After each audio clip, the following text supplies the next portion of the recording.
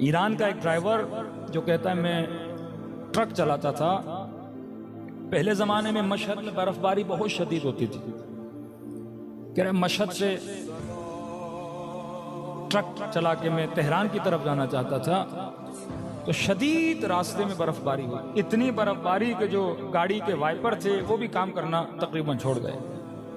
मैंने अपने ट्रक को साइड पे लगाया और मैंने सोचा कि जब बर्फ थम जाएगी उसके बाद मैं रास्ते पर आगे बढ़ूंगा, लेकिन कहता नहीं, बर्फ थमने वाली नहीं थी और ज्यादा बर्फबारी शदीद हो गई। यहां तक कि मैंने नोट किया कि रास्ते पर जितनी गाड़ियां आ रही थी उन गाड़ियों ने भी आना छोड़ दिया। अब बीच सहरा में, मशहद और तेहरान का सफर बहुत लंबा है और 80% यह रास्ता सहराई रास्ता है।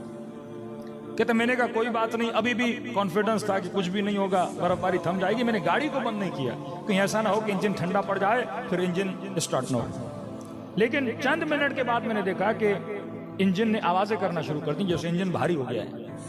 एक बार भारी हुआ, दो बार भारी हुआ, फिर भी मैं परेशान नहीं हुआ क्योंकि मुझे सारा मैकेनिक का काम आता था। मैंने कहा बंद भी हो गया तो मैं स्टार्ट कर लूंगा। लेकिन कहता 3-4 मरतबा इसने आवाज किया और चौथी मरतबा इंजन बंद हो गया।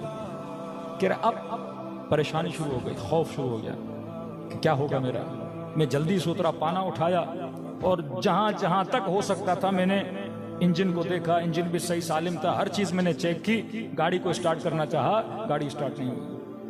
इतने में कहता है मैं गाड़ी के कमरे में आके बैठ गया। बस ये था कि अंदर बर्फ नहीं आ रही थी, लेकिन सर्दी वही थी जो बाहर वाली सर्दी थी। अब कहता है मौत की याद आने लगी मुझे।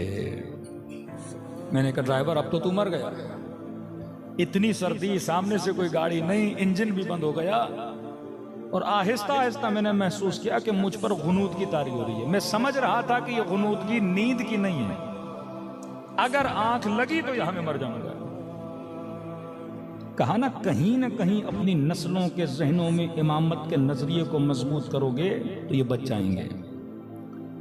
कहते अचानक किसी मजलिस में किसी मौलाना का जुमला सुना था कि शियो हम वो हैं जिनका इमाम जिंदा है। तो कहते हैं मैंने 3 मरतबा ज़बान से जुमला का, या साहिब ज़मान अदरिकनी, मौला मेरी मदद को आइए, मौला मेरी मदद को आइए। कह रहे जब ये कह रहा था तो शायद हमारे बरादर ये सवाल करें कि इसने या अल्लाह मदद क्यों नहीं बोला। कहता है मैंने ये नहीं बोला या अल्लाह मेरी मदद कर, मैंने कहा या साहिब ज़मान अदरिकनी। खुद ही कहता है, कहता मुझे शर्म आ रही थी कि मैं अल्लाह से मदद मांगूंगा। किस बात पे? कहता एक तो मैं नमाज का पाबंद नहीं था, दूसरा ये मेरे अंदर एक गुनाह है कबीरा की बीमारी थी। तो अल्लाह भी तो बोलेगा ना, अब जब मुश्किल में आए हो तो अभी मेरा नाम ले रहे हो। तो मैंने कहा इमाम ज़माना की आबरू है अल्लाह के दरबार में। तो इमाम से तवस्सुल किया कि मौला मैं बहुत गुनहगार हूं, आपसे तवस्सुल कर रहा हूं कि अल्लाह के दरबार में वसीला बन जाएं ताकि मेरे ऊपर कोई रहमत आ जाए। और मैंने वादा किया कि आज के बाद नमाज की पाबंदी करूंगा, और वो गुनाह जो मैं मिंबर से बता नहीं सकता, जो बहुत कभी गुनाह की आदत थी इसे, उस गुनाह को मैं क्या करूंगा, तर्क कर दूंगा। कहता ऐसे ही अपने ख्यालों में सोच रहा था क्या होगा, बच्चों का क्या होगा, मर जाऊंगा क्या होगा, छोटी बच्ची थी मेरी उसका क्या होगा। इंसान जब मौत को देखता है तो यही ख्यालात उसके जहन में आते हैं। कहता इतने मैंने देखा उस शदीद बर्फबारी में एक शख्स आ रहा है और हाथ में पाना है। कहता मैंने ये समझा कि आगे किसी की गाड़ी खराब हुई है और वो मदद मांगने के लिए आ रहा है। तो मैंने अपना शीशा नीचे किया, मैंने कहा जी आप यहाँ पे क्या कर रहे हैं? उन्होंने कहा आप क्यों खड़े? मैंने कहा मेरी गाड़ी खराब हो गई है। कहा ठीक है मैं आपकी गाड़ी को देखता हूँ। मैंने कहा मैं खुद मैकेनिक हूँ, सब कुछ देख लिया। कहा नहीं हम भी थोड़ा देख लेते हैं, जब मैं कहूँ तो स्टार्ट लगाना।